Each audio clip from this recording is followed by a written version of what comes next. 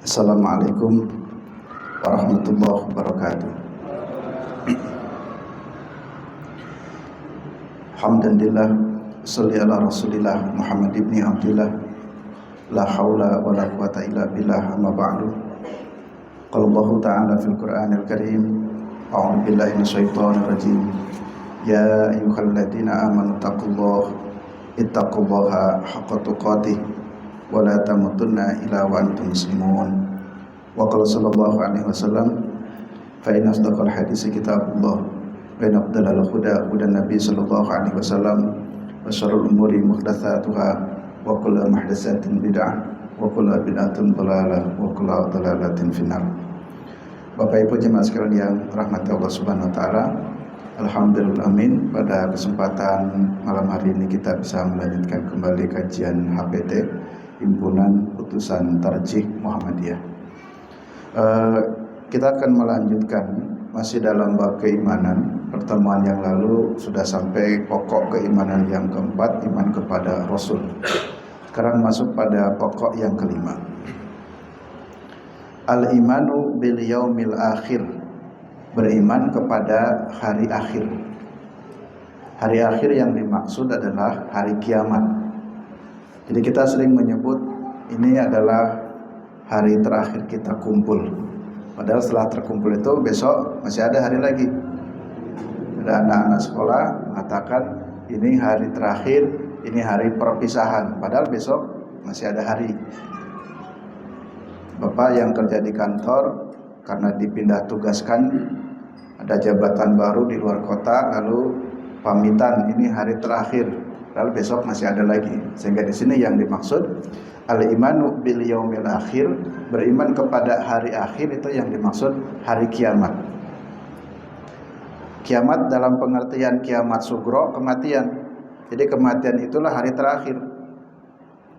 Kiamat dalam pengertian kiamat kubro yang besar, maka kiamat yang sesungguhnya itulah hari terakhir yang tidak akan ada lagi hari setelah hari kiamat itu. Tapi kalau hari kematian kita, kematian pribadi masing-masing, itu hari terakhir secara pribadi masing-masing. Tapi bagi orang yang masih hidup, itu masih ada hari. Di sini dalam putusan tarjih disebutkan, yajibu alaina an nu'mina bil yaumil akhir. Kita wajib mengimani terhadap hari akhir. Jadi kita wajib percaya akan adanya kiamat. Wa ma istamala alaihi, dan apa-apa yang tercakup di dalamnya. Jadi kita wajib meyakini akan adanya kiamat dan apa-apa yang terkait dengan kiamat, dari prosesnya, pasca kiamatnya, itu harus kita yakini. Seperti min kharabi hadhil awalim, dari apa-apa yang terjadi goncangnya alam ini atau rusaknya alam ini. Jadi kiamat itu jangan diartikan seperti cerita yang fiksi, bohong, itu cuma dongeng saja. Nanti bumi akan terbelah, langit akan hancur, air laut akan tumpah. Itu memang betul-betul akan terjadi. Ya. Karena wa ma akhbara bihi Rasulullah SAW, dan apa-apa yang telah dikhabarkan oleh Rasulullah SAW. Jadi keimanan itu adalah apa-apa yang diinformasikan oleh dalil. Jika ada dalil menginformasikan hal tersebut, maka kita wajib meyakininya. Walaupun secara akal, bisa jadi akal mempertanyakannya, apa iya akan ada terjadi hari kiamat? Apa betul orang telah mati itu akan hidup kembali? Mungkin Bapak Ibu masih ingat ada sebuah film, enggak salah namanya tentang apa aja, bukan hari kiamat, apa Mas ya, bangkit dari kubur apa itu ya. Nah jadi tentang yang sejenis lah ya, hari kiamat atau hari azab kubur ya, tentang siksa kubur, film tentang siksa kubur. Film itu kan visualisasi untuk meyakinkan kepada sebagian orang yang tidak percaya dengan dalil.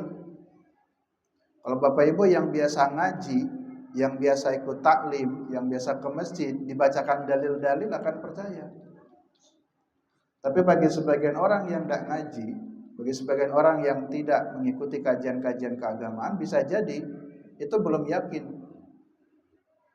Maka seorang sutradara yang punya tujuan dakwah menyampaikan tentang film azab kubur atau siksa kubur, tentu diambil dari dalil-dalil yang pokok. Adapun sisipan-sisipan dalam film itu hanya bumbunya saja, tapi substansinya ingin menyampaikan bahwa siksa kubur itu betul-betul ada dan akan terjadi. Sehingga dari sekian orang yang mungkin belum mau dengan dalil, tapi dengan melihat film itu kan menjadi tersadarkan juga, oh benar juga ya, bahwa orang sudah mati itu akan ada siksa kubur. Tapi kita tanpa divisualisasikan dengan film pun, karena kita ngaji, maka yakin wa ma akhbaro, apa-apa yang telah dihabarkan oleh Rasulullah SAW itu kita yakini. Apalagi khabarnya itu adalah dengan khabar yang tawaturan, khabar yang mutawatir. Kita pernah menjelaskan di dalam manhaj tarjih. Jadi hal-hal yang terkait dengan persoalan-persoalan akidah akan lebih kuat lagi jika tersampaikannya dengan khobar-khobar yang mutawatir. Karena khobar-khobar yang mutawatir itu memiliki kekuatan hukum yang kuat, hampir sama dengan dalalahnya Al-Quran, walaupun tentu Al-Quran lebih tinggi. Karena diyakini kekuatan dalil selain sahih, tapi juga riwayat yang menjelaskan tentang perkara-perkara itu banyak, sehingga itu mutawatir. Apa saja yang terkait dengan keyakinan terhadap hari kiamat yang dimaksud dalam putusan tarjih wa ma istamala alaih, apa-apa yang tercakup di dalamnya. Di antaranya adalah yang pertama minal ba'si. Kita harus meyakini akan adanya hari berbangkit. Ya, jadi bukan hanya meyakini kiamat, tetapi apa-apa yang terkait dengan kiamat. Setelah kiamat akan ada hari atau satu peristiwa disebut dengan yaumul ba'as, hari berbangkit. Hari berbangkit ini harus kita yakini bahwa orang setelah mati itu akan dibangkitkan kembali. Jadi jangan pernah kita bayangkan kematian itu adalah akhir dari segalanya. Setelah mati selesai. Tidak selesai. Jadi setelah meninggal dunia itu akan ada pertanggungjawaban. Kucing ya, kalau ada kucing mati selesai. Walaupun itu kucing pernah nyolong ikan, itu kucing pernah kawin sesama kucing yang siapa itu bukan pasangannya, itu tidak akan ada pertanggungjawaban. Kucing itu kalau sudah mati selesai, tidak akan dihisab, tidak akan diminta pertanggungjawaban. Tapi manusia setelah kematian itu akan ada pertanggungjawabannya. Jadi akan dibangkitkan kembali. Jadi jangan dikira setelah mati selesai sama sekali, tidak. Itu juga harus kita yakini. Dalam Al-Quran banyak disebutkan tentang dalil ini. Za'amal ladina kafaru allai yub'atsu. Orang-orang kafir, mereka zama itu mengira. Mereka menyangka atau beranggapan allai yub'atsu, bahwa mereka itu tidak akan dibangkitkan. Jadi orang-orang kafir itu mengira kalau sudah mati itu tidak akan dibangkitkan. Selesai, mati ya mati, selesai. Mati jadi tanah, akalnya mengatakan tidak mungkin orang sudah hancur jadi tanah kok bisa dibangkitkan kembali. Itulah orang kafir. Mereka za'ama, mengira, menduga tidak akan ada al-layyub asu. Wa nufikha fi suri faidahum minal ajdasi ila rabbihim yansilun. Dan setelah sangkakala ditiup, seketika mereka keluar dari kubur, mereka bergegas ila rabbihim, menuju kepada Rabb mereka.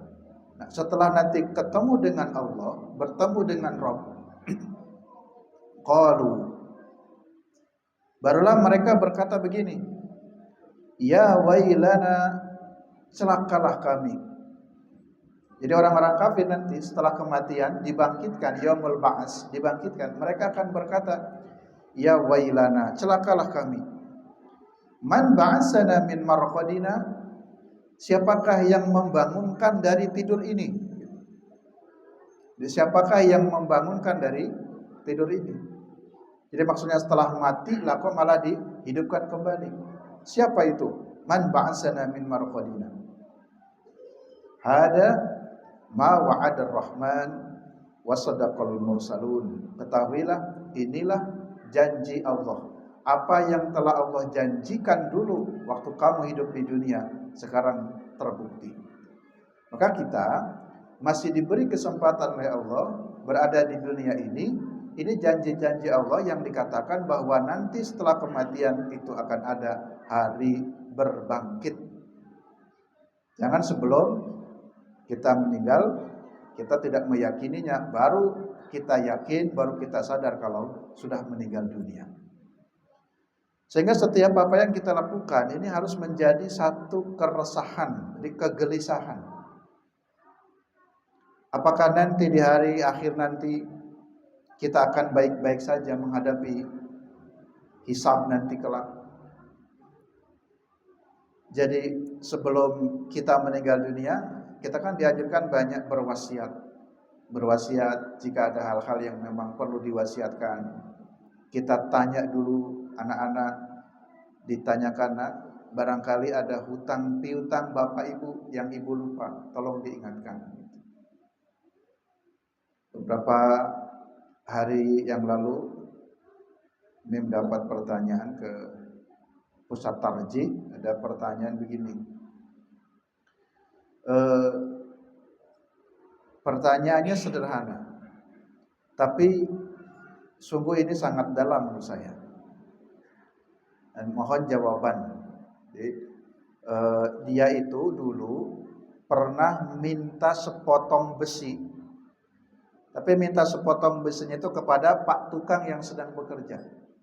Padahal besinya itu bukan milik tukang. Besinya itu kan milik yang punya rumah. Mungkin tonggo bilang, Pak, boleh nggak saya minta potongan besinya itu? Nah, oleh tukangnya dikasihkan, monggo bu. Lalu ternyata beberapa tahun yang lama itu dia ingat. Lalu menjadi kegelisahan bagi ibu ini, Pak Ustadz, yang seperti ini bagaimana hukumnya? Halal atau tidak? Karena saya ingat dulu pernah minta sepotong besi, tapi mintanya itu bukan ke pemilik rumahnya, tapi kepada pak tukang yang sedang bekerja. Nah, jadi saya ingin mengatakan bahwa itulah yang dimaksud kegelisahan, itulah yang dimaksud keresahan. Adakah perkara-perkara yang pernah kita lakukan itu belum selesai, itu belum halal, maka segera, mumpung kita diberi kesempatan hidup, halalkan. Sehingga saya pun memberikan beberapa jawaban alternatifnya. Pastikan dulu apakah pak tukang itu ketika memberi sepotong besi itu sudah dengan seizin tuan rumahnya ataukah belum. Jika belum, juga pastikan lagi bahwa tuan rumahnya jika masih mampu dihubungi, ketemu dengan orangnya, cobalah mintakan kehalalannya. Karena kan ini akan membawa tadi ketenangan jiwa itu. Kalau melakukan satu kesalahan yang itu mengambil sesuatu yang belum mendapatkan izin dari si pemiliknya, itu kan sesuatu yang tidak tepat menurut agama. Ini yang pertama, yaumul ba'ats. Yang kedua, wan nasru, hari berkumpul. Nah, jadi setelah dibangkitkan nanti akan dikumpulkan. Jadi dikumpulkan seluruh manusia. Kita bisa membayangkan Bapak Ibu ya, kalau kumpul di padang Arafah, manusia sedang haji, kumpul di Muzdalifah, itu jutaan manusia di situ, itu sudah enggak cukup. Sehingga kemarin kami di majelis tarjih juga harus memberikan satu istilahnya fatwa bagaimana tanggapan majelis tarjih tentang hukum mabit di Muzdalifah. Tapi mabitnya itu hanya sekedar murur saja. Kalau mabit yang sesungguhnya kan benar-benar tidur. Tapi karena kondisinya sudah krodit, manusia sudah sangat banyak yang melaksanakan ibadah haji. Berbeda kasusnya dengan pada masa Rasulullah SAW. Pada masa Rasulullah SAW betul-betul ya mabit ya mabit, tarwiyah ya tarwiyah. Karena kondisi jamaah itu berbeda dengan per hari ini. Itu areal Muzdalifah itu sudah penuh sesak, gak cukup nanti menunggu lagi yang datang dari Arafah ya, kan akan menuju ke Mina tuh, ke Muzdalifah untuk mabit di malam naharnya itu. Nah, untuk mengatasi itu semuanya kan diperlukan ijtihad. Sahkah hajinya jika cuma sekedar murur? Lalu kalau di Muhammadiyah kan disebut dengan al-qiyam, al-asasiyah, al-usul, al-kulliyah, bahwa di atasnya itu adalah ada prinsip kemanusiaan yang juga harus diperhatikan. Jika memaksakan diri tetap melaksanakan mabit dengan berjubel-jubel yang akan mengakibatkan risiko kematian kepada manusia itu sendiri, maka beristihad boleh saja mabit itu dengan cara murur. Jadi murur itu ya kalau pakai bis Pak ya, itu bisnya cuma lewat saja. Yang penting kan melewati di malam hari di Muzdalifah, tapi tidak turun terus si bis-bis terus ya berlanjut perjalanannya. Jadi per hari ini saja kita bisa membayangkan kalau nasyr hasyr, hari berkumpul manusia, ini belum seluruh umat manusia sedunia yang mungkin di atas miliaran itu sudah begitu desak-desakan, penuh sekali. Maka nanti pada suatu hari setelah hari kiamat itu akan disebut dengan yaumul hasyr, hari berkumpul. Seluruh manusia berkumpul dalam satu tempat, di tempat yang sama, yang sering kita sebut dengan atau kita kenal dengan padang mahsyar. Itu berkumpulnya sejak masa manusia pertama sampai manusia terakhir. Sejak masa Nabi Adam sampai nanti manusia terakhir. Kalau ada orang dilahirkan jam ini, lalu nanti kiamat itulah hari yang terakhir lahir pun manusia, itu semuanya akan kumpul. Maka perkara ini pun harus menjadi bagian dari keimanan yang harus diyakini. Wa huwallazi ja'ala lakumul arda dalulan famshu fi manakibiha wa kulu min rizqihi wa ilaihin nusyur. Nah itu dalam surat Al-Mulk ya. Wa ilaihin nusyur, dan kepadanya lah, kepada Allah lah kita semuanya akan dikumpulkan. Jadi akan kumpul di hadapan Allah. Yang ketiga, perkara yang wajib diimani dalam perkara yaumul akhir ini adalah wal jaza, wal hisab dulu, wal hisab. Wal hisab itu artinya hisab. Hisab itu perhitungan. Jadi semuanya akan dihitung. Ya. Akan ada catatannya. Akan ada perhitungannya. Buah yang Bapak makan sebelum halal itu akan ada perhitungannya.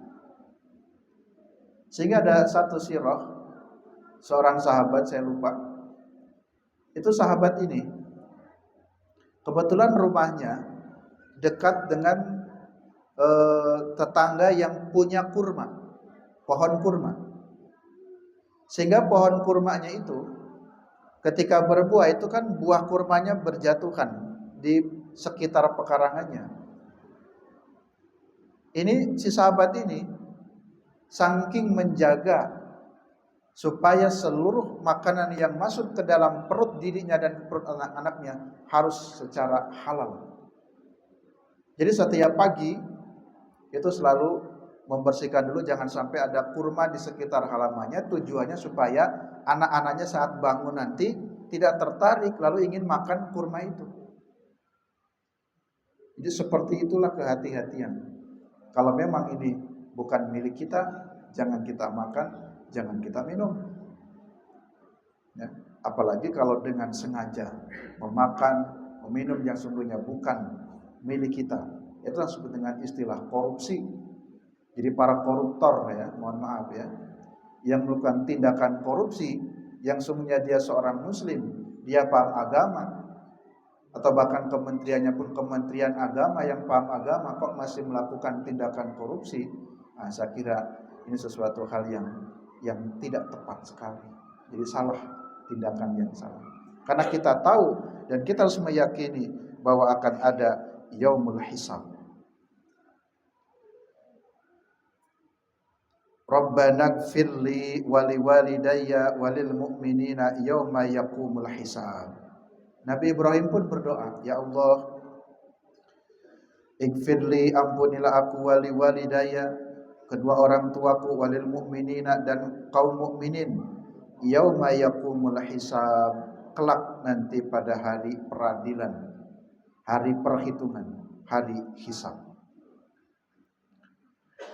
Nabi Musa juga memohon perlindungan. Nah, ini saya kira bagus ini dalam surat Al-Mu'minun. Kita juga harus berlindung kepada Allah dari pergaulan dengan manusia yang sombong. Karena itu khawatir akan menambah hisab kita menjadi berat. Wa qala Musa, Nabi Musa berkata, inni udtu bi rabbi, aku berlindung kepada Allah.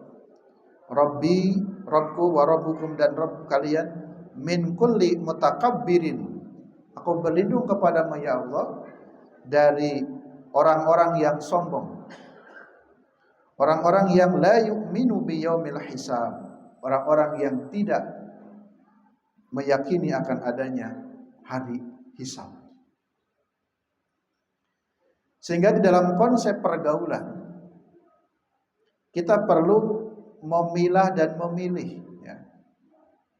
Jadi memilah dan memilih dalam pergaulan ini bukan berarti kita pilih-pilih teman. Memang dalam perkara-perkara tertentu harus memilih-milih teman. Karena jika Bapak Ibu selalu bergaul dengan orang yang sering gosip, kita ikut-ikutan menggosip, kita ikut-ikutan menikmati gosipnya. Gosip itu kan bahasa lain ghibah.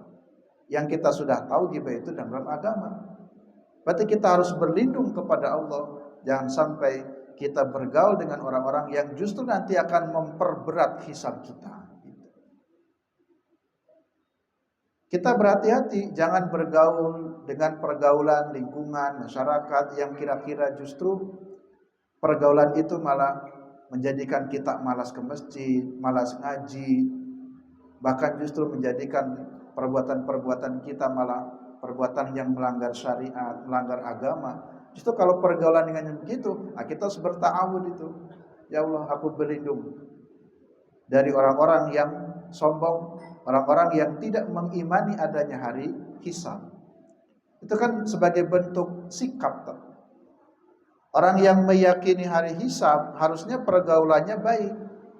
Tapi kalau pergaulannya tidak baik, masih mabuk, masih zina, atau perkara-perkara dosa dilakukan, walaupun mulutnya mengatakan kami percaya akan ada hari kiamat, kami percaya ada siksa neraka, tapi perilakunya menunjukkan perilaku orang yang belum meyakini sepenuhnya akan adanya hari hisab.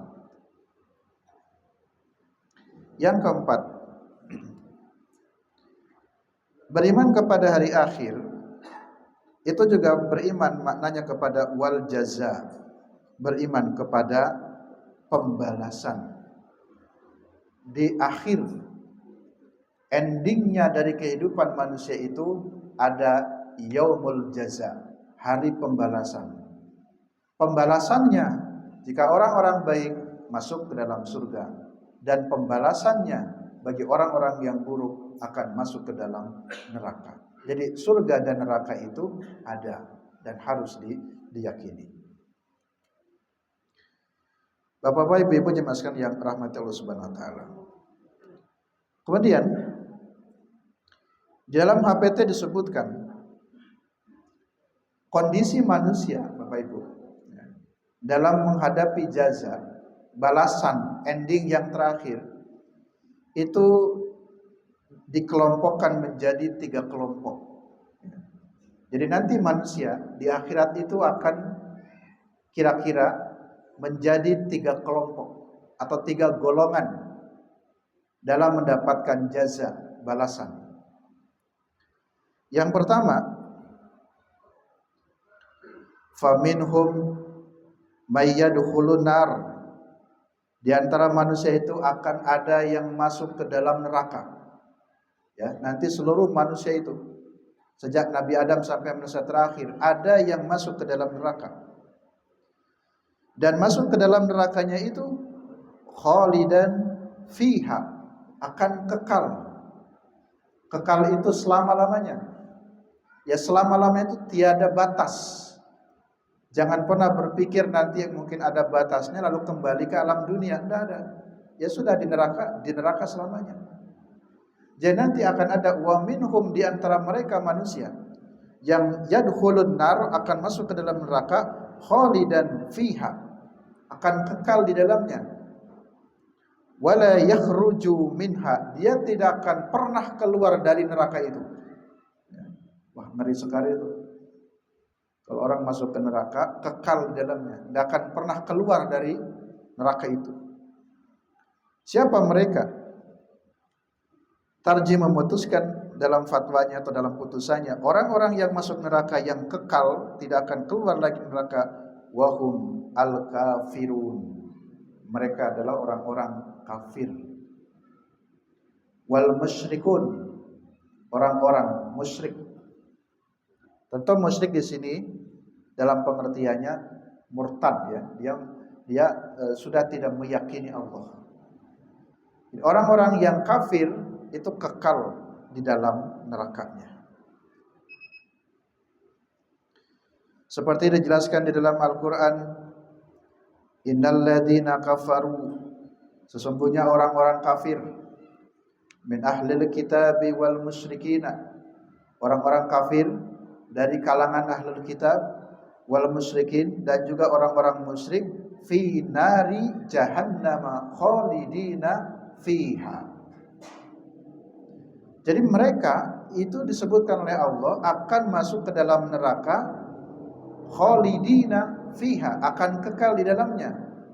Ulaika hum syarrul bariyah. Kalau sedikit tentang ahlul kitab, ya. Terkadang kita mungkin mendapatkan satu pemikiran, wacana-wacana bahwa ahlul kitab pun akan masuk ke dalam surga. Itu dengan mengambil misalkan surat dalilnya surat Al-Baqarah ayat berapa itu, 62, ya, innal ladzina amanu wal ladzina hadu wan nasara wasabiina, orang-orang yang beriman, orang Yahudi, orang Nasrani, orang Sabiin, man amana billahi wal yaumil akhir, mereka pun orang-orang yang beriman kepada Allah, dan seterusnya. Jadi tentu ahlul kitab yang akan masuk surga adalah yang benar-benar beriman kepada Allah. Cuman persoalannya ahlul kitab per hari ini benar tidak beriman kepada Allah. Karena di kalangan ahlul kitab pun nanti juga benar-benar mereka yang kafir, yang musyrik itu akan masuk ke dalam neraka Jahannam khalidina fiha. Ya. Dan dasar-rasanya dalam pandangan saya ahlul kitab per hari ini yaitu sudah kategorinya kafir dan musyrik. Karena dari kalangan ahlul kitab meyakini selain Allah itu ada Tuhan. Seperti waqalatin nasara, orang-orang Nasrani berkata bahwa Isa ibnullah.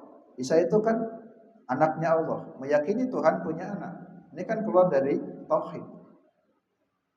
Demikian juga orang-orang Yahudi mengatakan wa Uzair ibnullah, Uzair itu anaknya Allah, wal malaikatu banatullah, malaikat itu anak perempuannya Allah. Jadi dalam kalangan Yahudi meyakini Tuhan itu punya anak.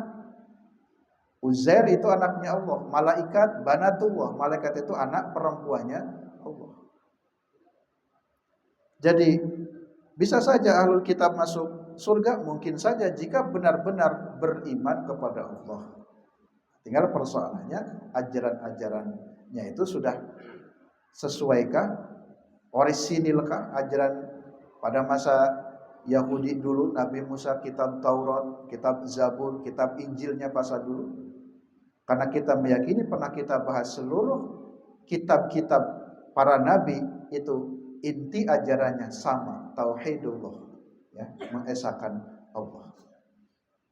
Ini golongan yang pertama.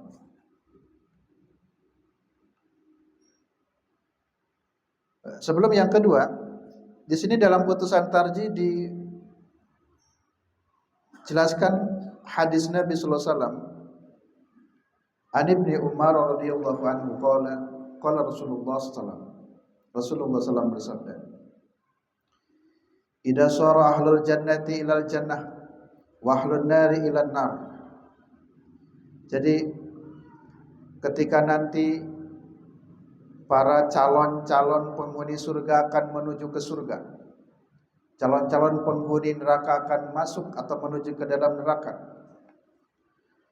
Ji'a bil maut hatta yuj'ala bainal jannati wan nar fayudbahu thumma yunadi munadi. Lalu dihadirkanlah di hadapan mereka surga dan neraka. Lalu kemudian disembelih.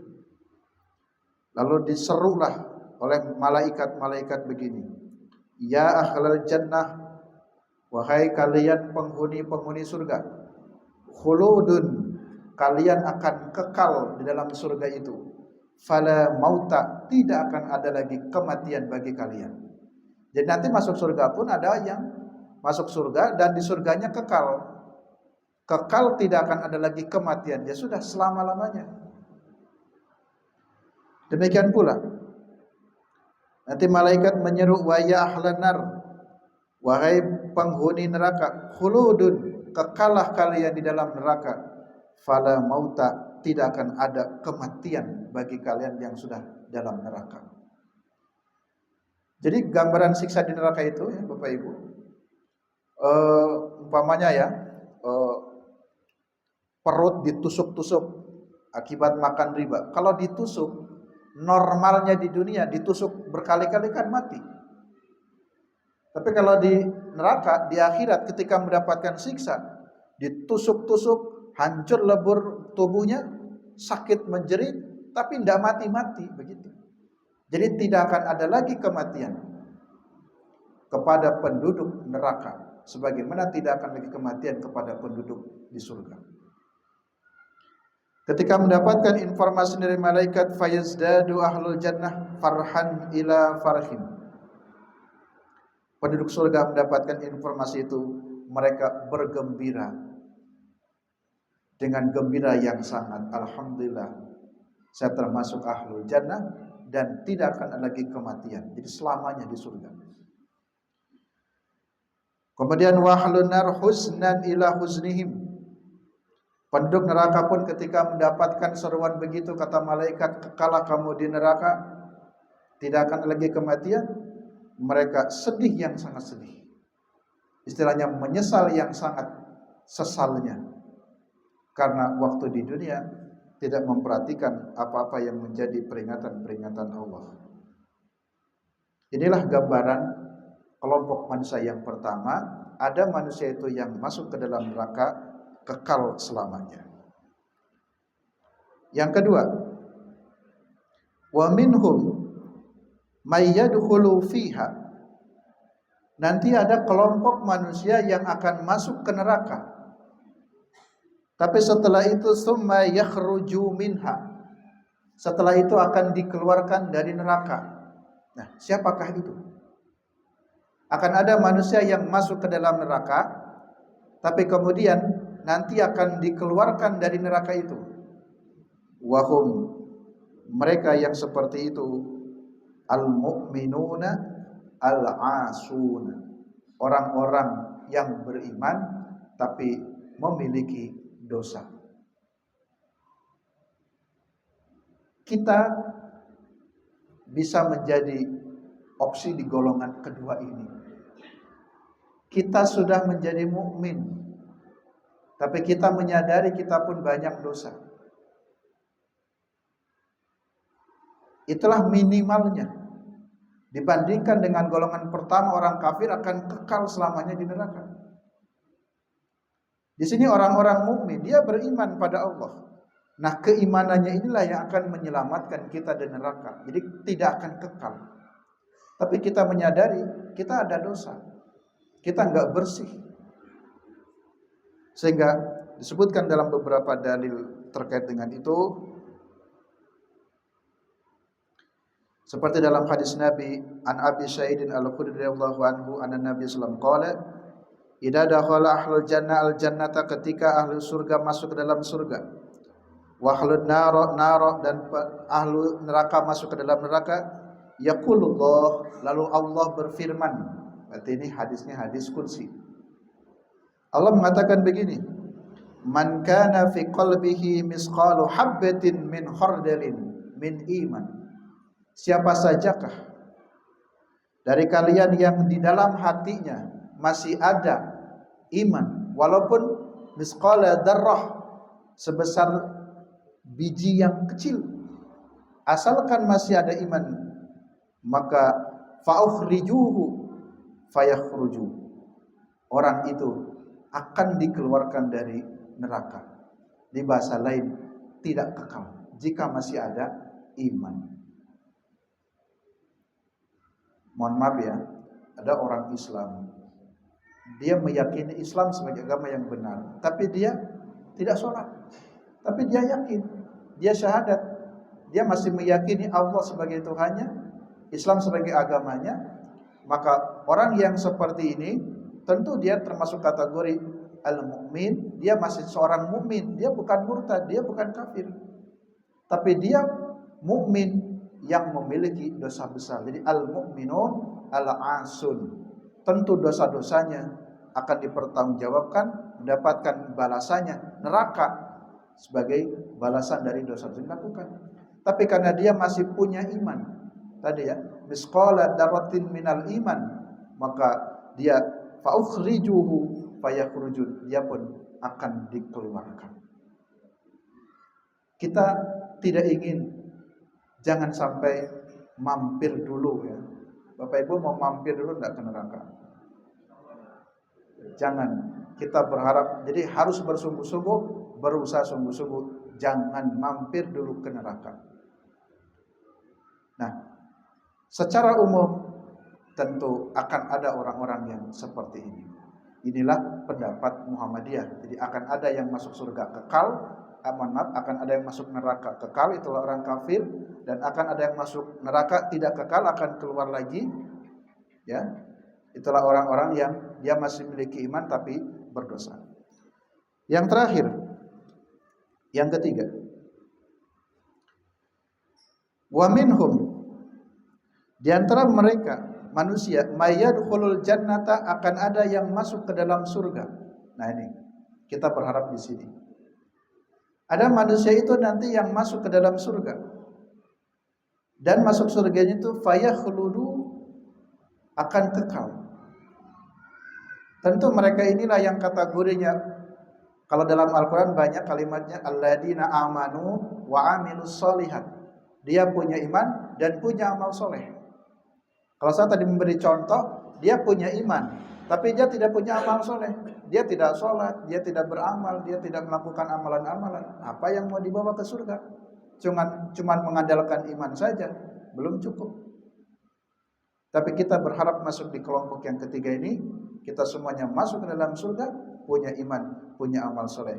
Yang disebutkan di sini dalam putusan tarjih, mereka itu adalah wahum al-mu'minuna as-shadiqun. Mereka orang-orang yang mukmin dan orang-orang yang shadiqun, orang-orang yang benar. Jadi imannya ada dan juga punya amal soleh. Jadi kalau kita merujuk bagaimana kehidupan Rasulullah SAW, Rasulullah SAW itu orang yang dijamin selamat masuk surga. Tetapi walaupun begitu, beliau orang yang sudah punya tiket surga nih, punya tiket surga. Beliau sangat maksimal untuk beramal solehnya. Beliau tidak meninggalkan sholatnya, selalu berjamaah. Bukan hanya sekedar sholat yang fardu, yang wajib, tapi yang sunnah pun. Jika kan dalam satu riwayat sebutkan, ya Rasul, kakimu sampai istilahnya bengkak. Kenapa masih sholat sunnah? Bukankah engkau dijamin masuk surga? Tapi bagaimana jawab Rasulullah? Jadi intinya bukan menggantungkan dengan tiket masuk surganya, tapi Rasulullah memaknai ibadahnya sebagai bentuk syukur. Jadi kalaulah ada seorang manusia yang dijamin masuk surga pun masih berusaha sungguh-sungguh untuk beramal soleh, apalah kita yang bukan pemegang tiket surga. Jadi kita harus bersungguh-sungguh dan maksimal di dalam beramal soleh.